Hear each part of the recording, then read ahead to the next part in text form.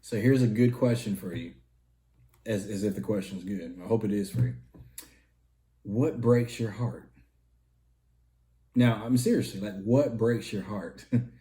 Now, I'm not talking about that moment you went to your favorite fast food restaurant and you go up to the line to order and they don't have the very thing you've been craving all day.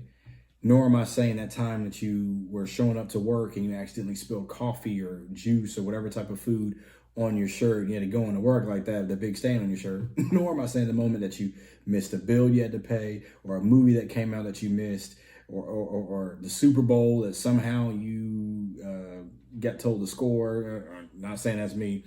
And you didn't get to watch it. Nor am I not saying that moment you spilled all that food that you just cooked. I'm not saying these are real moments in my life, or are they? But no, like what breaks your heart? I'm not saying those things. But when you look at the world we live in right now and the injustice that's happening in our world, which I'm not asking you to be an advocate for anything. It's up to you to do what you please with the heart. But I'm saying, what breaks your heart? Right?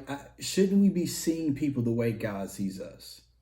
If we believe by looking at Jesus, who's the personification of God, if we look at Jesus and we see that he is loving, he's kind, compassionate, and stops for the liberation of other people to help them in whatever case may be, shouldn't we be fair, kind, loving, and just?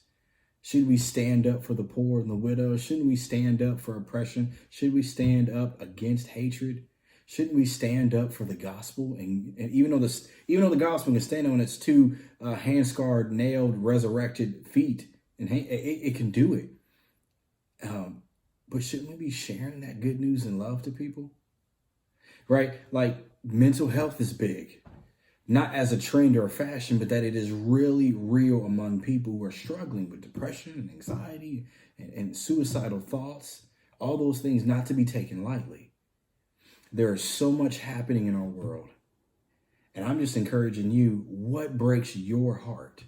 What drives you to the point of saying, you know what? I need to go be loving to them. I need to go be serving over there. I need to go be talking about Jesus to somebody. I need to be loved as a reflection. So, hey, I'm just asking you right now, what breaks your heart?